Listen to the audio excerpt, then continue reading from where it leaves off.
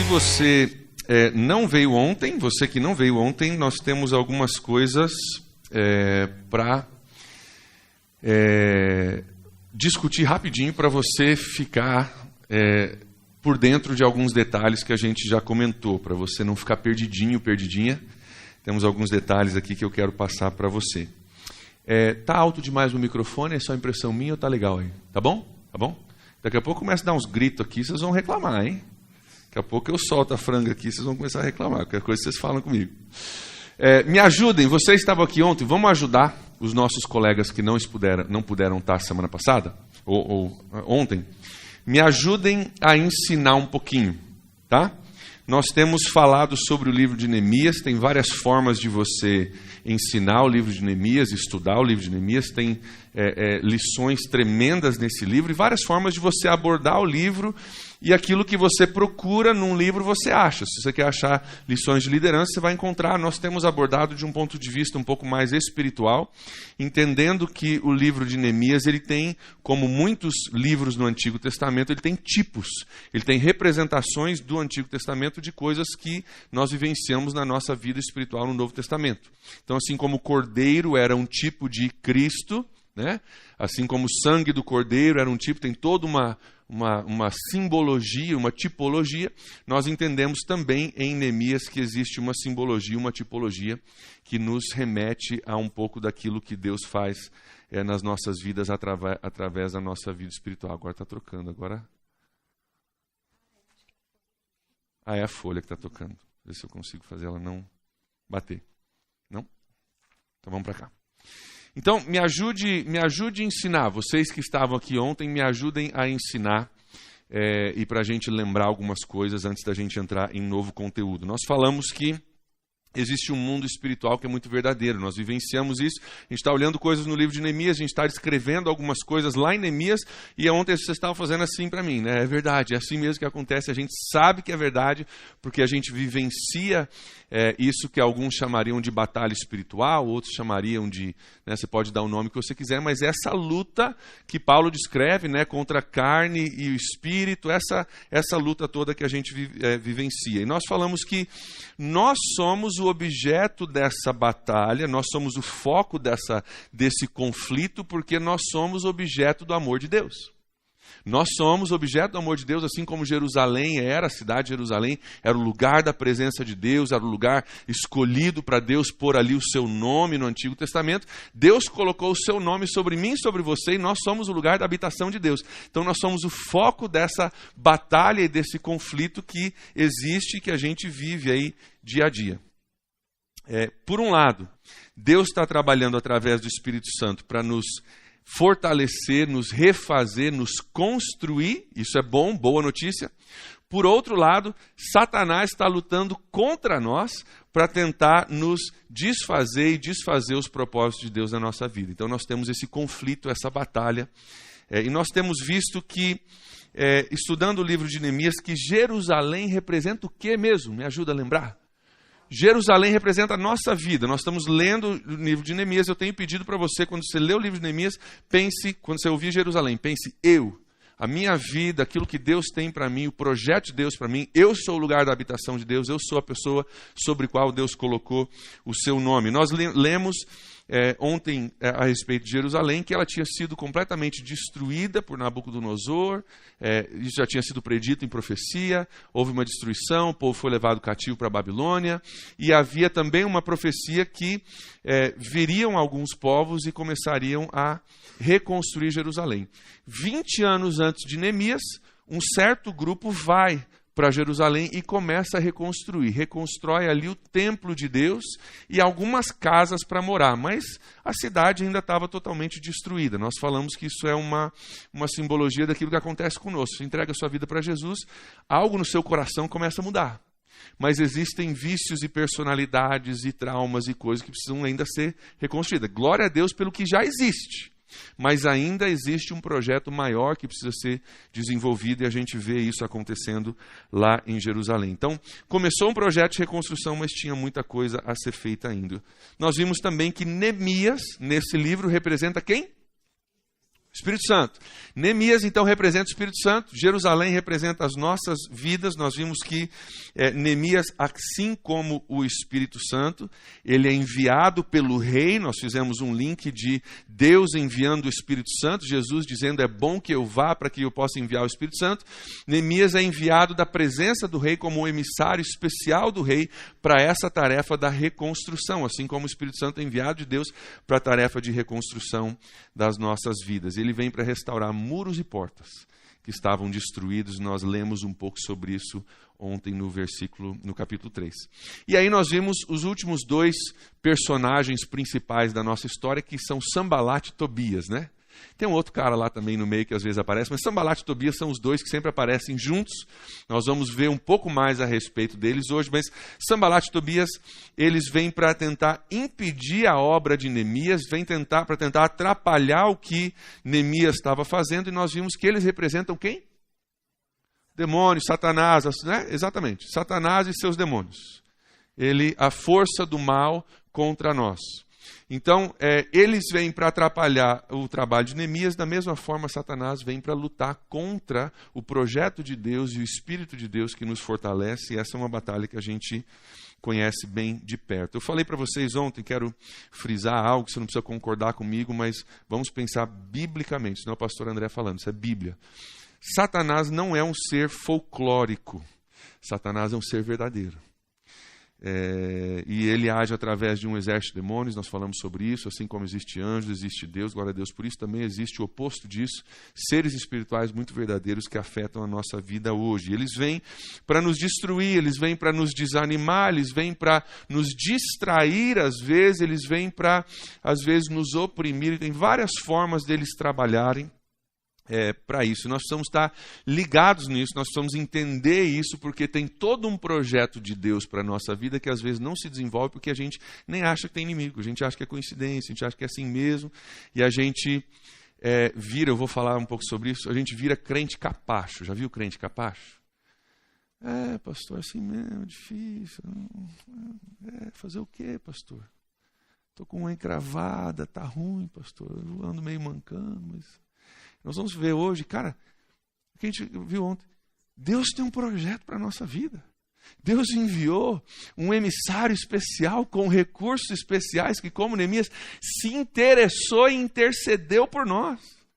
Então vamos entender, cara, tem um inimigo? Tem, ele é verdadeiro, mas também tem um baita de um parceiro, um baita de um amigo, e vamos partir para cima disso entendendo quem nós temos em Cristo Jesus, quem nós somos em Cristo Jesus, o Espírito Santo que a gente tem. Então nós temos o Espírito Santo nos ajudando e nós temos o inimigo. 1 Pedro 5,8 diz, estejam alertas e vigiem, o diabo inimigo de vocês anda ao redor como leão, rugindo, procurando quem possa devorar. Nós falamos ontem que ele não brinca em serviço, ele não joga limpo.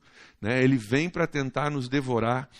Às vezes o trabalhar dele é sutil, às vezes é muito mais óbvio, mas ele existe e a gente precisa saber desse conflito. Para a gente entrar de novo na história, nós não vamos focar muito hoje no capítulo 4, eu quero olhar algumas dinâmicas hoje no capítulo 2 principalmente, mas eu gostaria de ler o capítulo 4 com vocês. Nós terminamos ontem lendo o 3, nós vamos ver se a gente lê o livro todo durante o decorrer da nossa semana juntos. Gostaria que a gente lesse o 4 hoje. O 4 vai nos ajudar a lembrar de novo esse conflito e entrar de novo na história antes da gente olhar alguns pontos específicos que eu quero discutir contigo. Nós temos 23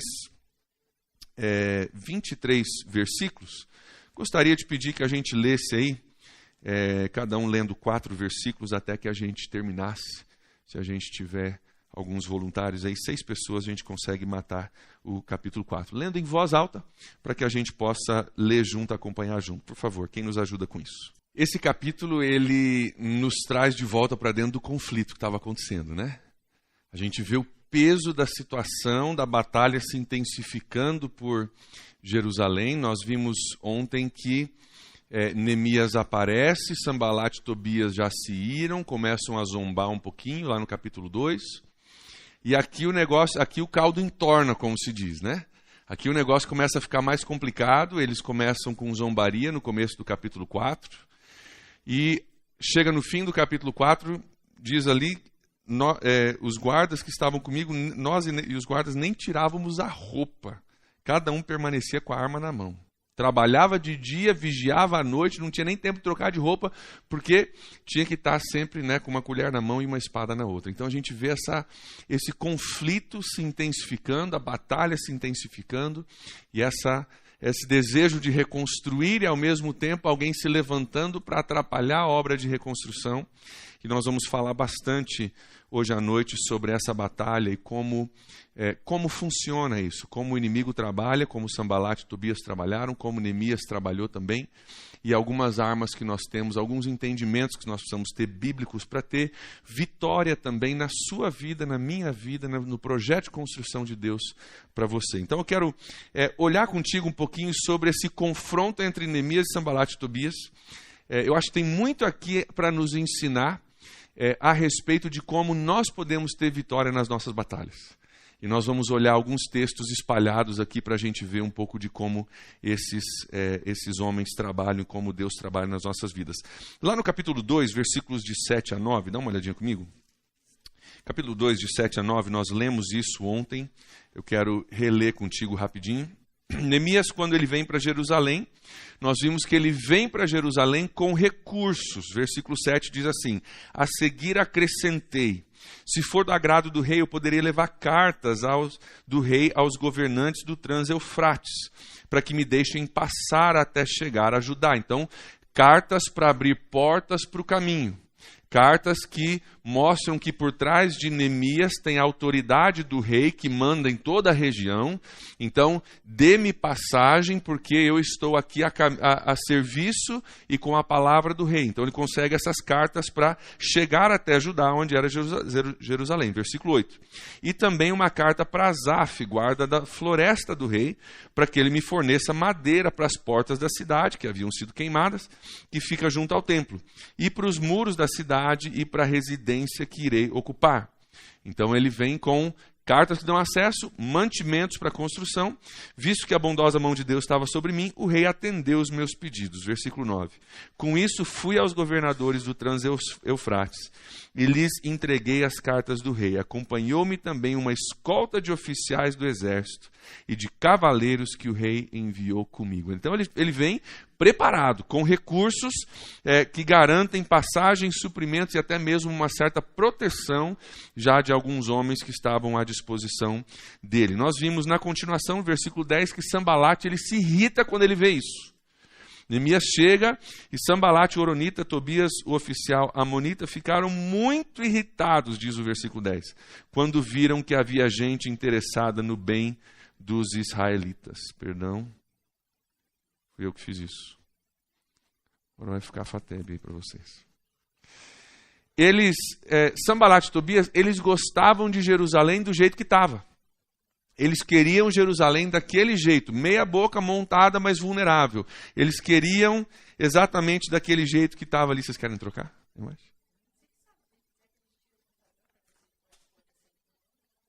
Vamos lá. Será que eu tento achar a imagem? Pronto. Agora vai embora. Tá bom. Pronto. Melhor. Não pensei que meu material é tão pesado assim, mas está... peso da glória de Deus. Eles queriam Jerusalém como estava.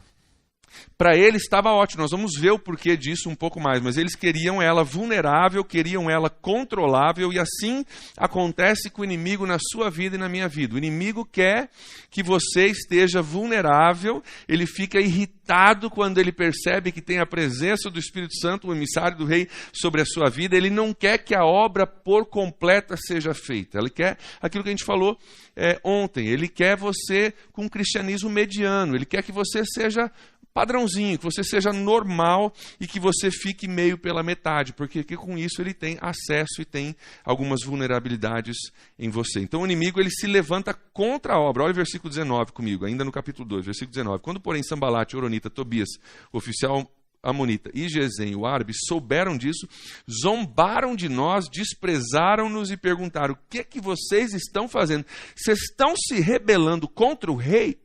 Preste bem atenção nessa última frase que ela vai vir nos ensinar algumas coisas. Vocês estão se rebelando contra o rei? O que vocês estão fazendo aqui? Nós estamos irritados, você veio com alguns poderes, com alguns recursos, nós estamos desconfortáveis com isso e vocês estão se rebelando. Eles começam a zombar e jogar de tudo que tinha direito, zombaria e até mesmo algumas questões de autoridade aqui para tentar parar isso. Nós falamos que o inimigo é igual, ele tenta nos impedir, ele tenta nos desanimar. Isso pode ser feito de uma forma demoníaca, pode ser de uma forma através de opressão, de depressão, de desânimo, de desistência, de distração. Tudo que for para tirar o nosso foco, ele vai usar. Para alguns vai ser uma coisa muito óbvia, muito demoníaca, para outros vai ser só uma distração. Só uma distração. Já viu, cara nasce de novo, tem um relacionamento com Jesus e tal, daí aparece um mulherão. Já percebeu isso? O cara ama Jesus, aparece um mulherão, cara. Pô, pastor, ela não é crente, mas ela está vindo para a igreja. Cara, eu já estou vendo esse negócio. A menina se converte, cara. A menina vem para Jesus, ela está caminhando com Jesus está mudando a vida dela. O tempo está sendo estabelecido no coração dela. Daí aparece aquele cara assim, bonitão, BMW. E daqui a pouco, o que acontece? Distração. Não é uma coisa obviamente ruim, mas o que ele precisar fazer para distrair, para deprimir, para fazer uma obra demoníaca na sua vida, ele vai fazer, porque ele sabe que tem o projeto de Deus, ele sabe que existe o Espírito de Deus, ele sabe que o Espírito Santo de Deus tem recursos, e ele faz tudo para distrair isso. Então ele se levanta. E olha o que Neemias diz no versículo 20 de Neemias capítulo 2. Eu lhes respondi, quando eles disseram, o que vocês estão fazendo? Vocês estão se rebelando contra o rei. Eu lhes respondi, o Deus dos céus fará que sejamos bem-sucedidos. Nós, os seus servos, começaremos a reconstrução. Mas no que lhes diz respeito, vocês não têm parte e nem direito legal, preste muita atenção nisso, nem direito legal sobre Jerusalém. Em sua história não há nada de memorável que favoreça vocês. Estamos começando, o carro está engrossando. Eles estão começando a ter um debate agora sobre algumas coisas. E a gente lê isso e talvez a gente pense, poxa, Neemias era um cara cheio de fé, nós vamos construir. E ele deu uma palavra de ânimo e de coragem. Ele é um cara, né, cheio de Deus e cheio de fé. E ele dá uma palavra assim, daquelas palavras animadoras assim para o povo. Você sabe que essa palavra de Neemias, ela é muito mais do que uma palavra de ânimo ou de fé. Ela é muito mais do que uma palavra de um visionário.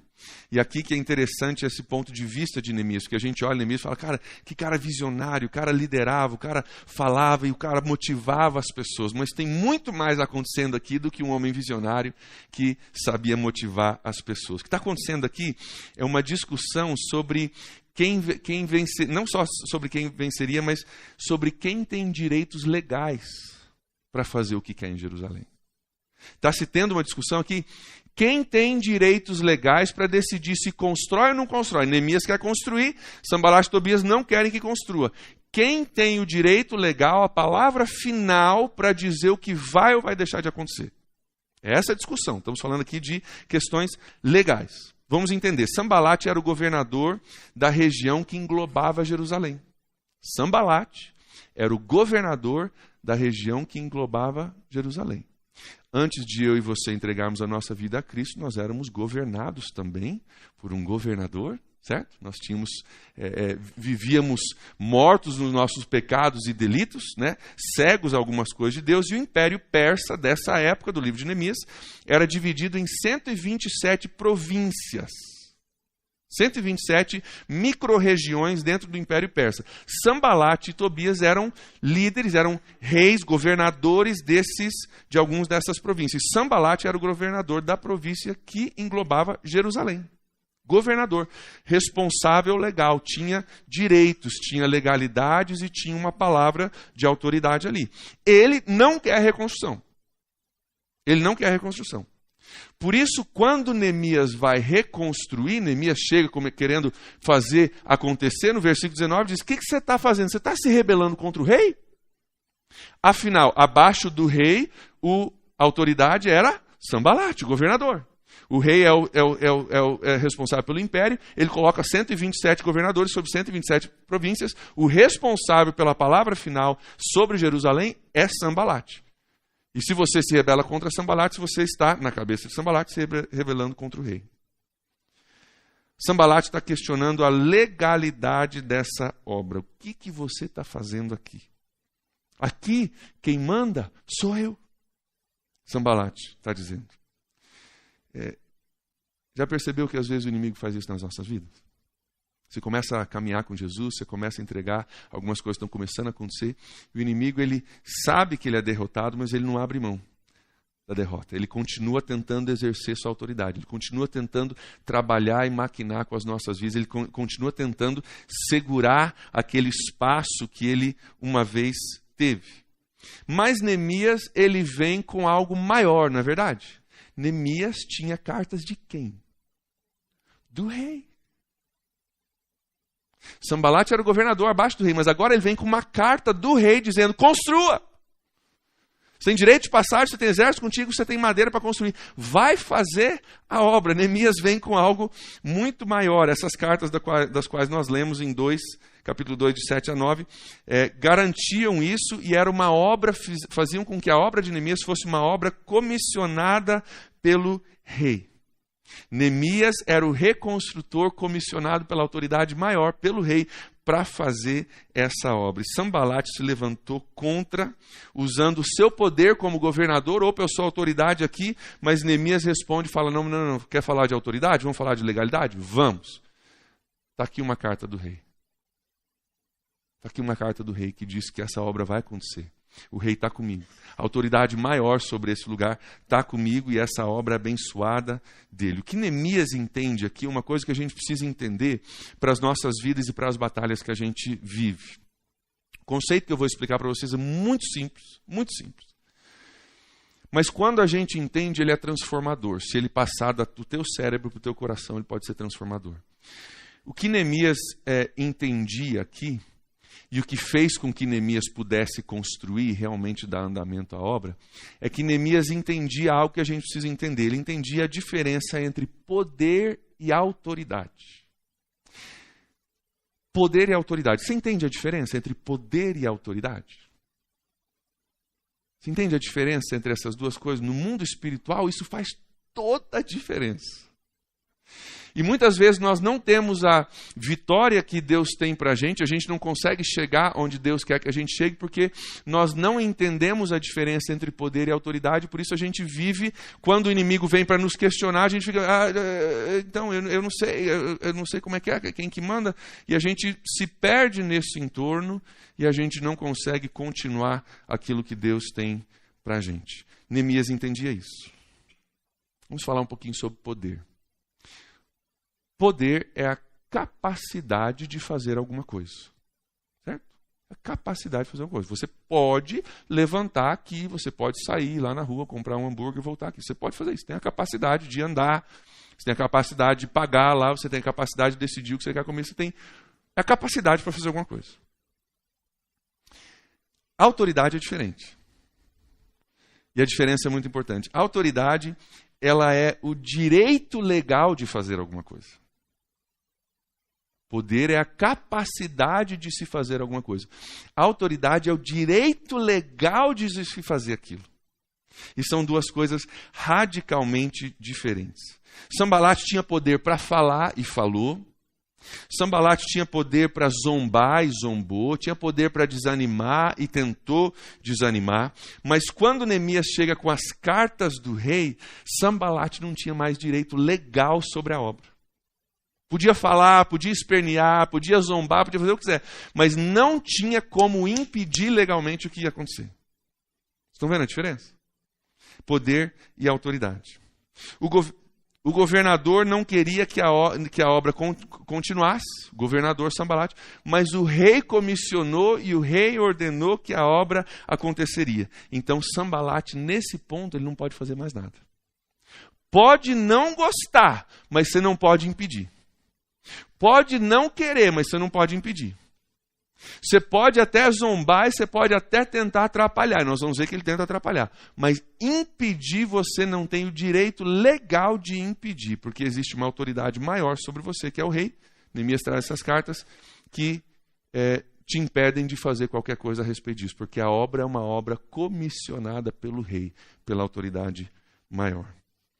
Eu quero ilustrar isso para vocês com duas coisinhas que eu trouxe aqui emprestado do pastor Rogério.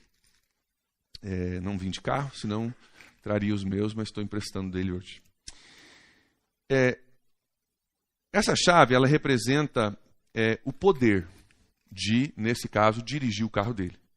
Com essa chave no bolso, eu posso agora, não sei onde é que está o carro dele, mas eu posso achar o carro dele, abrir a porta do carro, se não tiver algum segredo, alguma chave maluca, eu posso ligar o carro e eu posso sair e visitar minha família lá em São Francisco do Sul com isso aqui, não posso? Se eu gostar do carro e eu suspeito que eu vou gostar, eu posso ficar com o carro rodando por aí e não querer devolver. Não é verdade? Eu posso. Posso sair para o Rio de Janeiro com ele, posso viajar um monte, posso botar uns 10 mil quilômetros e tal. Mas o Rogério vai sentir falta disso, do carro. Mas eu estou com a chave, eu tenho o poder de dirigir esse carro. Eu tenho o poder de abrir a porta, de trancar ele, de fazer ele funcionar, de fazer o que eu quiser, abrir o negócio do tanque lá. Eu posso usar esse carro do jeito que eu quiser, porque essa chave me dá o poder disso. Isso é poder. A capacidade de fazer alguma coisa. Isso me dá capacidade de dirigir o carro. Aí tem um problema. Se eu sumo com esse carro, vou lá para São Francisco do Sul e decido, quer saber, é tão bom ter 2 carros, eu tinha o meu lá em casa, agora a Julie usa, eu vou ficar com esse carro para mim. O Rogério tem a capacidade de fazer o seguinte, de pegar isso aqui e chegar e falar, André, você precisa me devolver a chave. Mas por que você me deu a chave? Eu estou com a chave no bolso, não vou te mostrar onde é que está a chave, eu vou ficar com o carro, eu quero ficar com ele para mim. É que, André, eu tenho autoridade. Existe um documento legal que diz que esse carro pertence a mim. E com esse documento legal que me dá autoridade sobre o carro, eu posso tomar de volta o teu poder. Está entendendo? Ah, não quero dar a chave. Beleza, eu chamo um guincho. Ah, nós vamos brigar. A polícia vai vir e vai falar, quem que é o dono do carro? Pastor Rogério. Então, André, entrega a chave para o pastor Rogério. Vocês estão entendendo a diferença entre poder e autoridade? Poder é a capacidade de você sair. A autoridade é o direito legal de você fazer o que você está fazendo. O inimigo nas nossas vidas, a batalha espiritual nas nossas vidas é da mesma forma. O diabo foi dado poder sobre muitas áreas das nossas vidas. Poder, não é verdade? O diabo tem poder sobre várias áreas da nossa vida, nós temos falado sobre isso. Tem áreas da nossa vida onde, se a gente for honesto, ele está com a chave. E ele pega, às vezes, e nos leva para lugares que a gente não quer ir. Verdade ou mentira?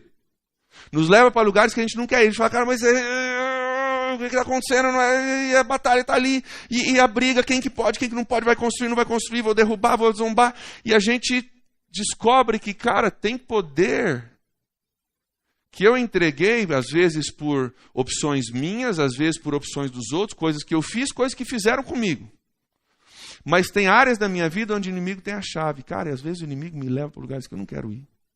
E às vezes ele diz que vai só dar uma voltinha e já devolve, e ele não dá a voltinha e não devolve.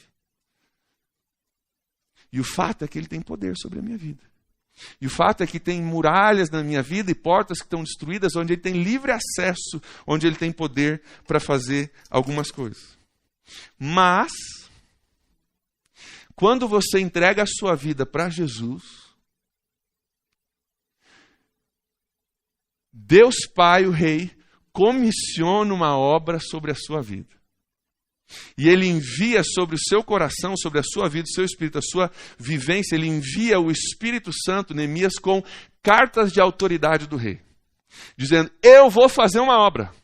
E eu coloco a autoridade para fazer essa obra, para passar, para ter os mantimentos, para fazer tudo. E não tem quem possa brigar, porque a autoridade maior falou, essa reconstrução vai acontecer. E quando o diabo se levanta para nos desanimar, para dizer, não, mas nessa área aí eu tenho controlado, eu posso fazer algumas coisas. Quando o diabo se levanta, você tem algo maior, se você entende isso, que é a autoridade de Deus.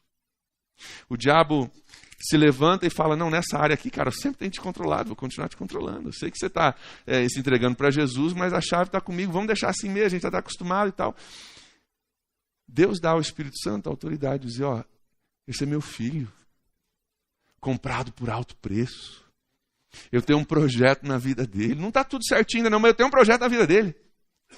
E porque ele entregou sua vida para mim, eu tenho autoridade sobre a vida dele, você não manda mais.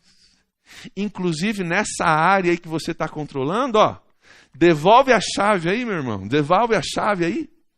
Porque nós vamos tomar de volta o teu poder, porque existe algo maior do que poder, que é a autoridade. Vocês estão entendendo a diferença entre poder e autoridade? Porque muitos cristãos não entendem isso, vivem felizes em Jesus, Jesus está fazendo algumas coisas, está legal, o tempo está sendo reconstruído, tem coisa boa acontecendo. Mas tem um monte de chave que a gente distribuiu ao longo da nossa vida aí, e essas chaves a gente nunca toma de volta, porque a gente não sabe que existe um parceiro que veio para reconstruir, que tem um documento legal dizendo, dá a chave de volta. E nós vivemos as nossas vidas buscando construir, mas com um monte de chaves sendo distribuídas. E às vezes o que acontece é que o inimigo nos leva longe, às vezes o inimigo diz que só vai emprestar o carro, mas ele leva e fica um mês fora. E o projeto de Deus para a nossa vida nunca caminha, nunca desenvolve, porque a gente não entende um princípio espiritual que o inimigo entende muito bem. Detalhe, o inimigo não quer que você entenda esse princípio espiritual. Porque ele sabe disso aqui também. E se você descobrir que existe autoridade no nome de Jesus, para você dizer para ele, ó, essa chave aí, ó, você rodou comigo, você fez um monte de coisa. Na autoridade do nome de Jesus, devolve a chave. Se ele descobrir que você sabe disso, e você tomar posse disso aqui, você começar a fazer, muda a tua vida.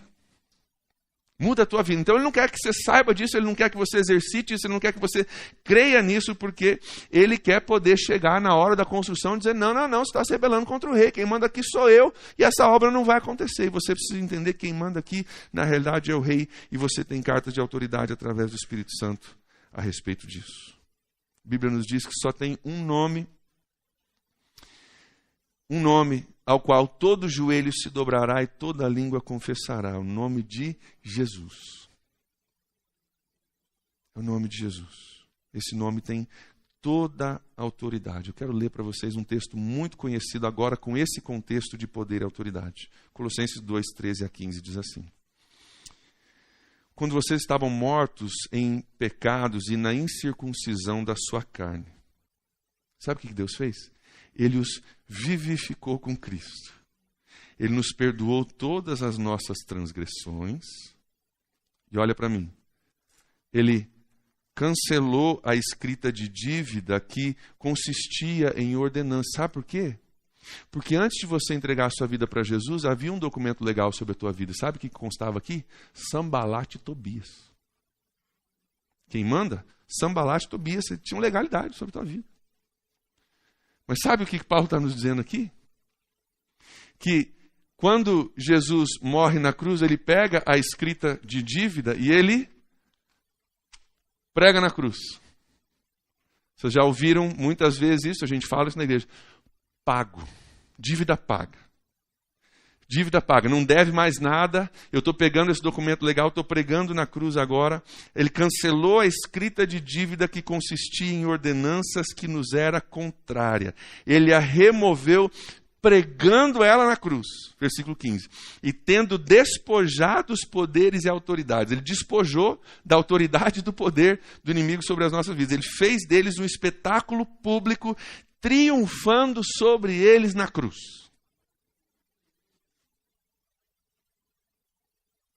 É verdade isso ou é mentira? Que eu acabei de ler. Inventei ou está na Bíblia? E uma das coisas que a gente não faz, a gente não entende essas questões. A gente não lê isso e fala, cara, isso é verdade sobre mim. Aquele documento que dizia que eu pertencia a Sambalat e Tobias foi pregado na cruz. Ele cancelou a minha dívida, não tenho mais dívida. Ele despojou da autoridade, agora ele me dá toda a autoridade no nome de Jesus. Se isso é verdade, eu preciso vivenciar isso. Jesus pagou caro por isso. Pagou caro por isso. ele despojou, fez um espetáculo público triunfando sobre eles na cruz. Nessa batalha, nesse conflito do capítulo 4 que a gente leu, essa batalha toda, é na autoridade do nome de Jesus. É sabendo que eu tenho um parceiro no Espírito Santo que tem cartas de autoridade do rei, e nessa autoridade os demônios correm, as situações mudam e pecados são perdoados em nome de Jesus. E a gente pode, às vezes, ser formado em teologia e não entender esse versículo de uma forma prática. Que quando o inimigo vem batendo e fala, então, lembra daquela chave? Eu queria dar uma voltinha. A gente é formado em teologia e não sabe dizer, não! Na autoridade do nome de Jesus, não! Porque você não tem mais autoridade sobre a minha vida. Eu estou acostumado, você está acostumado, a gente tem toda uma vivência junto que precisa ser restaurada e transformada. Mas eu entendo hoje que eu tenho autoridade. Então, você quer a chave? Não em nome de Jesus. Para que é teologia, se não para a gente viver isso na nossa vida, gente? Misericórdia. Para que é teologia se a gente não consegue pegar um texto extremamente rico teologicamente, como Colossenses 2, e aplicar ele às nossas vidas? Aí nós somos formados em teologia às vezes, e na hora que o inimigo vem batendo pela chave, fala, vai, leva. Fazer o quê, né? Não, em nome de Jesus. Porque o certificado foi pregado na cruz. Ele tirou todo o poder e autoridade. Nós temos autoridade agora no nome de Jesus. Se o diabo tinha algum direito sobre a tua vida, não tem mais no nome de Jesus. Não precisa ter, só se você quiser dar. Você pode ter um documento que diz que você pertence, que o carro pertence a você e ainda dá a chave. Isso é opção sua, nós vamos falar mais sobre isso. Mas você não precisa se você não quiser. Essa é a parte maravilhosa. Você não precisa, ele não tem direito mais sobre você. Vai tentar dizer que tem, vai tentar pegar as chaves, vai. Ele tem poder para falar, tem poder para desanimar, tem poder para zombar, tem poder para fazer um monte de coisa. Tem poder, mas ele não tem mais autoridade. Porque Jesus tomou isso. Então como que a gente tem vitória? Quando a tentação vem, em nome de Jesus, eu não te pertenço mais. Não te pertenço mais, essa área da minha vida não pertence mais a você. Não, quando o desânimo vem, em nome de Jesus, a obra de Deus na minha vida vai se realizar, porque eu tenho um documento do rei. E você pode se levantar, você pode espernear, você pode reclamar, você pode fazer o que você quiser. Eu tenho um documento de autoridade, a obra na minha vida vai ser realizada em nome de Jesus. Quando a depressão vem, em nome de Jesus, a minha situação vai mudar. Em nome de Jesus, minha situação vai mudar. Não estou dizendo aqui que depressão é tudo espiritual, não sou desse cara, acho que você tem que procurar ajuda e tudo isso é útil. Mas também tem uns momentos que a gente tem que dizer, cara, em nome de Jesus. O que é espiritual desse negócio, em nome de Jesus, minha situação vai mudar. Eu sou comprado a alto preço, sangue de Cristo está sobre a minha vida e isso vai mudar na minha vida em nome de Jesus. Meu irmão, minha irmã, a tua vitória, a nossa vitória, a reconstrução das muralhas da nossa vida, o caminho do renovo espiritual, que é o tema que a gente tem falado, ele está, em parte, nós entendermos a diferença entre poder e autoridade. E nós pararmos de viver como se isso não fosse verdadeiro e continuar emprestando a chave. Nós precisamos entender que nós temos essa autoridade no nome de Jesus. A reconstrução da sua vida não pode acontecer se você não entender isso. Porque senão Sanbalat e Tobias vem, para a obra aí, porque essa coisa aí eu não quero. Você fala, tá bom, então vamos parar, né? Então vamos ficar assim mesmo, meia boca. Nós precisamos entender que nós temos algo muito maior, algo muito melhor, e que Deus quer fazer um trabalho por completo na gente. Se você pertence a Deus, o inimigo não tem direito legal sobre a tua vida. Você crê nisso ou não? Não tem direito legal, a não ser que você dê direito legal, essa é outra conversa. Você está dando direito legal, você vai ter que aprender a tomar isso de volta. Mas se você pertence a Jesus, tome essa autoridade. Não dê esse direito ao inimigo que não tem mais direito. Ele tinha esse direito. Mas Paulo nos ensina, considerem-se mortos para os seus pecados e vivos para com Cristo. Pensa, entra na tua cabeça que você morreu para aquilo. E você foi vivificado com Cristo para isso.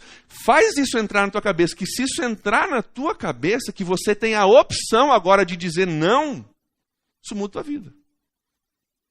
fundador da Betânia, no mundo, o Hegre, num dos seus clássicos livros, ele escreve exatamente isso. Em Cristo nós temos a opção de dizer não. Antes a gente não tinha opção. A gente achava que tinha, mas não tinha opção. Em Cristo eu agora tenho a opção de dizer não. Quando eu descubro isso, eu passo a dizer não na autoridade do nome de Jesus. E as coisas na minha vida começam a mudar. Se você pertence a Jesus, você agora é liderado pelo rei, não mais pelo governador. Se você tem áreas da sua vida onde ainda não foi entendido, ou ainda não foi entregue ao rei, isso precisa ser entregue.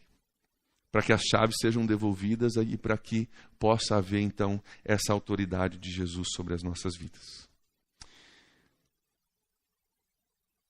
Nós vamos continuar, mas antes de continuar, eu quero orar. Lembra que eu falei que eu sou mais pastor do que teólogo, né? Então nós vamos buscar transformação e não só informação. Podemos fazer isso? Por favor, feche seus olhos comigo por alguns instantes. Nós vamos continuar já já. Mas primeiro eu quero orar contigo. E às vezes a gente entende conceitos teológicos e a gente não consegue aplicar eles às nossas vidas. E uma grande diferença acontece na vida do cristão quando ele entende a diferença entre poder e autoridade. Uma grande diferença acontece. Então, pegue isso. Se te ajuda, anota isso. Bota no painel do teu carro, se você tem um carro que você dirige, bota no espelho do teu banheiro quando você se prepara de manhã. Coloca lá, ele pode ter poder, eu tenho autoridade. E a próxima vez que ele vier batendo, diga não. Diga não. Isso vai fazer uma das grandes diferenças entre o projeto de Deus ser feito na sua vida ou você ficar aquela construção meia boca, com ainda porta de acesso, ainda muros quebrados, ainda capacidade do inimigo entrar e sair das nossas vidas. O que Jesus comprou para nós é muito melhor, gente, do que a maioria de nós vivemos, eu incluído. Eu preciso ser lembrado disso. O que Jesus comprou para nós é muito mais pleno, é muito mais rico, é muito mais transformador, é muito mais maravilhoso. Não quer dizer que não vai ter batalha sim, ele vai vir, vai zombar, ele vai encher o saco ainda no livro. Sambalat de Tobias vem, enche o saco, tenta de tudo. Mas Neemias, lembra que a gente leu? Nós vamos construir sim. Nós vamos construir sim, porque eu tenho carta do rei. Então você pode atrapalhar, mas nós vamos construir sim, meu irmão, minha irmã. A construção na sua vida vai acontecer sim, em nome de Jesus. Em nome de Jesus vai acontecer. Então, não dê mais as chaves. Não permita mais. Não dê essa autoridade mais, você não precisa mais fazer isso. Diga não. Diga não para que o projeto de Deus seja sim na sua vida. Amém? Amém? Antes da gente encerrar, eu quero, já que a gente está falando de algumas coisas algumas coisas um pouco mais práticas e talvez tenha até algumas perguntas teológicas aí. Procura um médico, procura ajuda, faça tudo, mas vamos fazer também uma parte espiritual. Então existe essa parte espiritual de entender quem eu sou em Cristo Jesus. Cara, quando eu entendo quem eu sou em Cristo Jesus, muda tudo. E entender que, cara, eu tenho toda uma questão cerebral que vai precisar ser refeita e desviciada e links, né, entre as células no meu cérebro que foram feitas através da droga que vão ter que ser desviciados. Mas então existem esses dois lados, não é varinha mágica a oração, mas às vezes a gente trabalha tanto as outras coisas e esquece do lado espiritual. Né? E o que às vezes nos faz cair de novo vem através de uma tentação, vem através de um pensamento. Paulo diz, pega todo pensamento, torna ele cativo, obediente a Jesus Cristo. Né? Aquela seta inflamada do inimigo que passa por cima das nossas defesas, das nossas muralhas, aquela seta que eles jogavam por cima das muralhas, inflamada para bater no teto das casas e incendiar a casa. Você não precisa nem atacar, você não precisa nem entrar. Você jogava por cima das muralhas, entrava lá e destruía toda a casa, o negócio por dentro. Pensamentos são assim na nossa vida. Quando a gente entende questões de autoridade, a gente consegue barrar uma boa parte dos problemas. E aí, obviamente, prestação de contas e entendimento sobre, né, o nosso cérebro, o nosso corpo físico, né, precisa ser feito. Então...